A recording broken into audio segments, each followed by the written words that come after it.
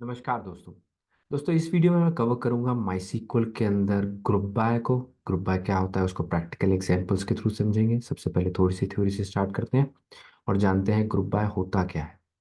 दोस्तों, ग्रुप शब्द का मतलब अगर आप हिंदी में देखेंगे तो होता है समूह, गुट या दल।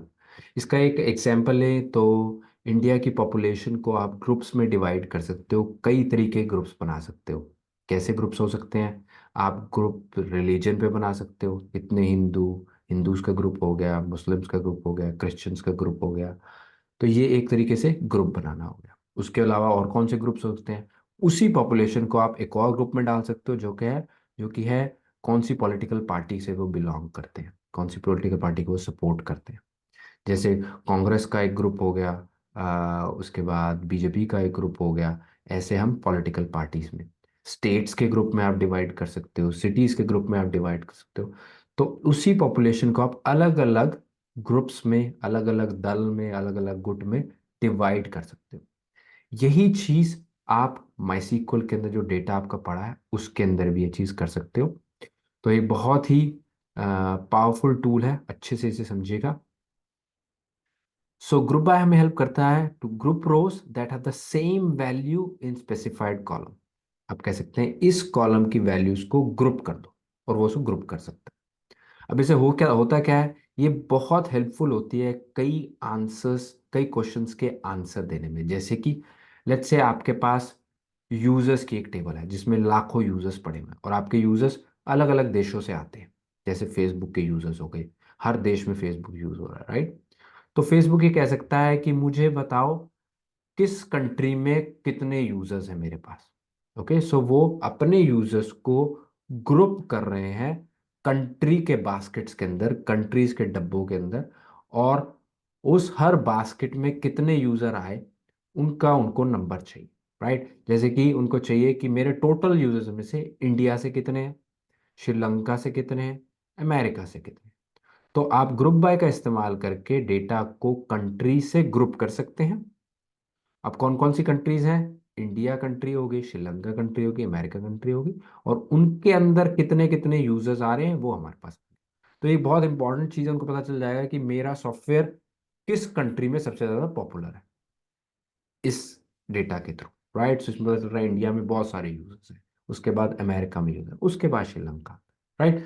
सो इस तरीके से आप ग्रुप कर सकते हैं डेटा को और उस पे कुछ कैलकुलेशंस भी कर सकते हैं, वो मैं आगे चल के आपको दिखाऊंगा। बट मोटी मोटी चीज ये है, आप किसी भी कॉलम को या मोर देन वन कॉलम को ग्रुप कर सकते हैं और उसको टुकड़ों में, उसको उसको हिस्सों में डिवाइड कर सकते हैं और हर हिस्से पे अंदर कैलकुलेशंस कर सकते हैं।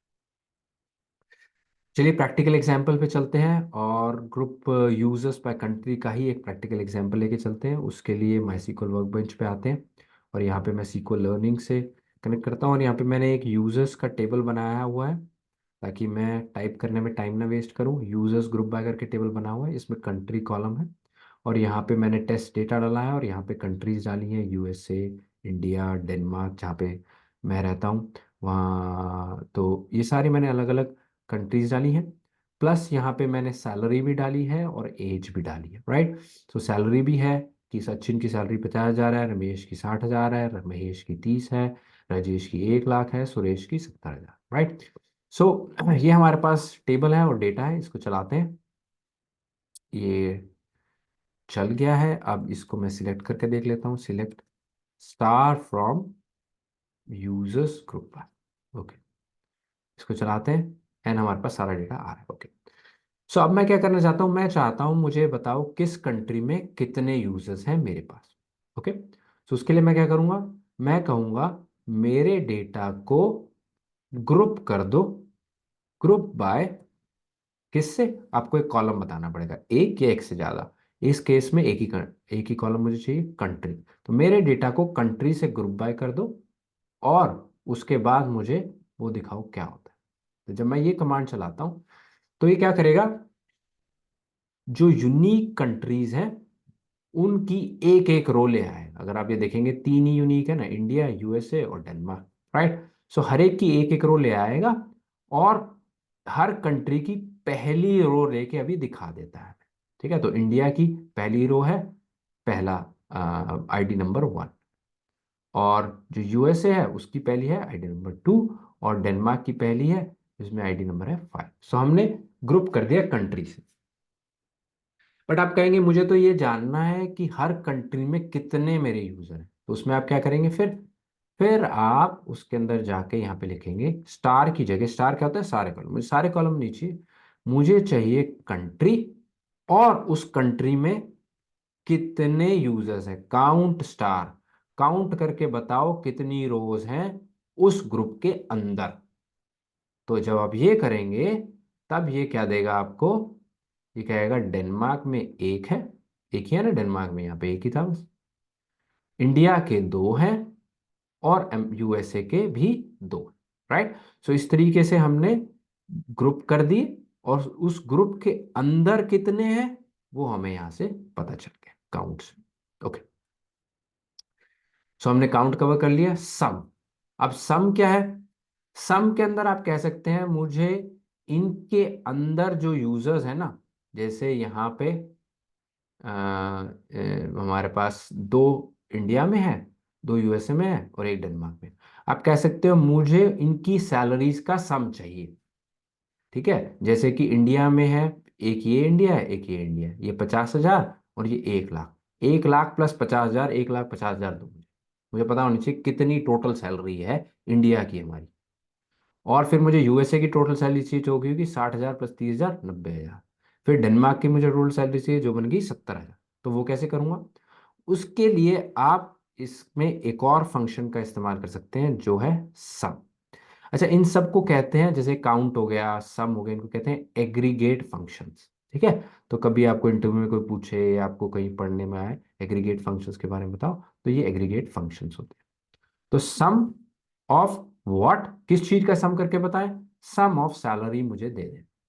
तो इसी कॉलम, इसी की क्वेरी के अंदर मैंने एक और कॉलम डाल दिया, मुझे काउंट भी दो और सम ऑफ सैलरी भी दो, दोनों चीजें दो। तो जब मैं ये करूंगा तो आप देखेंगे डेनमार्क में 70,000, इंडिया में 1.5 लाख, यूएसए में 90,000। तो उसने उन सब के, उस ग्रुप के अंदर जितने यूजर्स हैं उन सब की सैलरीज को प्लस करके मुझे दे दिया। ठीक है। नेक्स्ट है एवरेज। अब आप ये भी कह सकते हैं सम ऑफ सैलरी तो मुझे पहले पता चल गई, मुझे एवरेज सैलरी पता करनी है। एवरेज क्या होती है, जैसे कि इंडिया के अंदर एक 50 है और लाख है, राइट। तो इंडिया की दोनों सैलरीज का प्लस करा, कितना बन गया, 1.5 lakh, divide by number of रोज कितनी है, दो है, तो 1.5 लाख डिवाइड बाय दो, 75,000, तो 75,000 एवरेज। इंडिया के अंदर, सेम यूएसए में, सेम डेनमार्क। तो आप उसके लिए फंक्शन यूज करेंगे AVG, average, average of salary. तब आप ये करेंगे, तब यहाँ पे हमारे पास एवरेज ऑफ सैलरी आ जाएगी, इंडिया की 75,000 और डेनमार्क की 70, बिकॉज इंडिया में, डेनमार्क में एक ही रो है तो 70 आ गए यहाँ पे। और यूएसए में 90,000 टोटल है और दो से डिवाइड करा तो 45,000 सैलरी एवरेज है। ओके। सो इससे हमारा एवरेज भी क्लियर हो गया। अब आते हैं मिन। अब मिन क्या है, मुझे बताओ सबसे कम एज किसकी है उस ग्रुप के अंदर। इंडिया में दो है ना, 25 और 33। अब मुझे इनमें से कम एज चाहिए, किस, कौन सी एज ऐसी है जो सबसे कम है। तो आप कहेंगे मिन, मिन एक फंक्शन है, मिन ऑफ एज, मुझे एज का सबसे कम नंबर दे दो उस ग्रुप के अंदर। ठीक है। कौन से ग्रुप के अंदर, कंट्री ग्रुप के अंदर। ओके। जब मैंने ये करा तो इसने कहा इंडिया में 25 है मिनिमम, 33 और 25 में से कौन सी होगी, 25 मिनिमम है, छोटी 25 है। डेनमार्क के अंदर 17 है बिकॉज है ही एक। और यूएसए के अंदर 39 है, अगर यूएसए देखे तो यूएसए में एक 39 है, एक 49, और 39 मिनिमम। ठीक है। तो ये मिन है, मिन आपको उस ग्रुप के अंदर सबसे छोटी वैल्यू दे देता है। मैक्स, उसी का ऑपोजिट, आप मिन की जगह कह सकते हैं मुझे उस ग्रुप के अंदर सबसे बड़ी वैल्यू दो, मैक्स ऑफ एज दो। ठीक है। यहाँ पे मैंने एक ब्रैकेट खत्म कर दिया, मैक्स ऑफ एज दो। तो जब मैं ये करूंगा तो उस ग्रुप के अंदर मिन तो 17 है, मैक्स भी 17 है, बिकॉज एक ही रो है डेनमार्क के अंदर, 17 17। इंडिया के अंदर 25 मिन है, 33 मैक्स है। यूएस के अंदर 39 मिन है, 39 मिन है, और 49 मैक्स है। ठीक है। Group by multiple columns. तो अब तक मैंने सिर्फ कंट्री से ग्रुप करा था, आप और चीज़ों से भी ग्रुप कर सकते हो। आपको सिर्फ कंट्री से ग्रुप करने की जरूरत नहीं है। आप कंट्री एंड यूजर नेम से ग्रुप कर सकते हो। इस केस में तो यूनिक वैल्यूज ही निकल के आएंगी, because country and user name का अगर ग्रुप बनाएंगे तो कुछ डिस्टिंक्ट है ही नहीं, पांचों वैल्यूज उठ के आ जाएंगी यहाँ पे। जब आप दो को इसमें हो सकता है यहाँ पे थोड़ा सा समझने में दिक्कत हो। जब मैंने कंट्री से ग्रुप करा था तो इंडिया एक ग्रुप बन गया। अब जब मैंने कंट्री और यूजर नेम से ग्रुप करा ना, तो क्या हुआ, कंट्री प्लस यूजर नेम, यहाँ पे अगर आप देखेंगे तो इंडिया प्लस सचिन का एक ग्रुप बन गया, इंडिया सचिन। अगर मैं इंडिया सचिन की एक और रो होती तो मुझे वो दो दिखता। मैंने बना दिखा के आपको डाल के दिखाता हूँ। यहाँ पे जाता हूँ मैं, और यहाँ पे मैं एक सचिन की ना एक और रो डाल देता हूँ, छठी रो। एक और डेटा एंट्री करके देख रहा हूँ, छठी। अब मैं क्या कर रहा हूँ, सचिन और इंडिया की एक और रो डाल रहा हूँ। ठीक है, और यहाँ पे इसको मैं 34 कर देता हूँ, इसको 60। ओके, सो मैं एक और रो डाल रहा हूँ जहाँ पे मैं, क्योंकि अभी सारे यूनिक हैं, तो अगर मैं इंडिया प्लस सचिन की एक और एंट्री मारूंगा तो क्या होगा।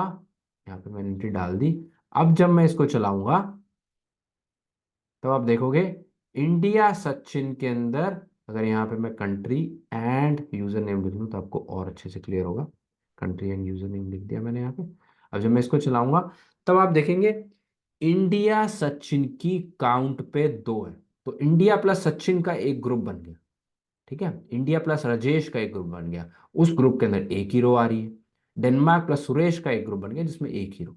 राइट, सो जितने आप कॉलम्स बनाते जाएंगे उन सब की वैल्यू को जोड़ दो और वो एक ग्रुप का नाम बन जाता है, वो एक ग्रुप बन जाता है। राइट, तो वैसे जितनी यूनिक वैल्यूज होंगी उतने ग्रुप्स बनते चले जाएंगे। तो आई होप आपको ये चीज क्लियर क्लियर होगी। Group by with having. Okay, अब ये एक इंटरेस्टिंग प्रॉब्लम है। अब देखो, अब आप क्या करना चाहते हैं, आपके पास ये वैल्यूज। ओके, अब आप चाहते हैं इस वैल्यूज में से, अब जो रिजल्ट बन के आ रहा है आपको यहाँ पे दिख रहा है, इसमें से मुझे वो रोज दो जहां पे सैलरी जो है, सम ऑफ सैलरी 75,000 से ऊपर है। मुझे सिर्फ वो रोज चाहिए। ये 70,000 है, ये आपकी 2,10,000 है, ये 90,000 है। आप कह रहे हैं मुझे 75,000 से ऊपर जो सम ऑफ सैलरी है वो दो। तो ये वाली डेनमार्क वाली रो मुझे नहीं नहीं मिलेगी, बाकी दो मिल जाएंगी। वो कैसे करेंगे, अब उसके केस में आप हैविंग का इस्तेमाल करेंगे। हैविंग सम ऑफ सैलरी, जहां पे सम ऑफ सैलरी बड़ी है 75,000 से। ठीक है, तो हैविंग इट्स, इसको आप इस तरीके से समझ सकते हैं, ये ग्रुप बाय का वेयर क्लॉज है। ठीक है, पहले ग्रुप बाय होगा, फिर जो कंडीशन लगेगी वो हैविंग के अंदर लगेगी, जो उसका रिजल्ट आया ना। अब ये एक रिजल्ट आ गया, इस रिजल्ट के अंदर आप फिल्टरिंग करना चाहते हो, तब आप हैविंग लगाओगे। ठीक है, तो ये कंफ्यूजन होती है वेयर और हैविंग में। वेयर जो है हैविंग से पहले लगता है, सॉरी ग्रुप बाय से पहले लगता है, और हैविंग ग्रुप बाय के बाद लगता है, ये फर्क है। तो अब इसमें डेनमार्क गायब हो गया और बाकी मेरे पास दो आ गए। ठीक है, इसके अंदर आप ऑर्डर बाय भी कर सकते हो। आप ये कह सकते हो कि मुझे ना ऑर्डर बाय जो सैलरी है ना, जैसे 90,000 है, मुझे आप कहते हैं कि मुझे छोटी सैलरी ऊपर चाहिए, बड़ी सैलरी नीचे चाहिए, तो इसमें आप ऑर्डरिंग लगा सकते हैं। Order by sum of salary, आप इसे असेंडिंग भी लिख सकते हैं, ना भी लिखे तो डिफॉल्ट हो जाएगा। तो इसको आप लिखेंगे तो क्या करेगा, 90,000 को ऊपर ले जाएगा, 90,000 छोटा है तो इसने सैलरी सम ऑफ सैलरी से सॉर्टिंग कर दी और सबसे छोटी वाली ऊपर दिखा दी। And that is it, I think, I hope आपको क्लियर होगा ग्रुप बाय। एंड इस वीडियो में इतना ही दोस्तों, पसंद आया तो लाइक एंड सब्सक्राइब कीजिए एंड अपने दोस्तों के साथ इस वीडियो को शेयर कीजिएगा। थैंक यू वेरी मच, मिलते हैं नेक्स्ट वीडियो में। नमस्ते।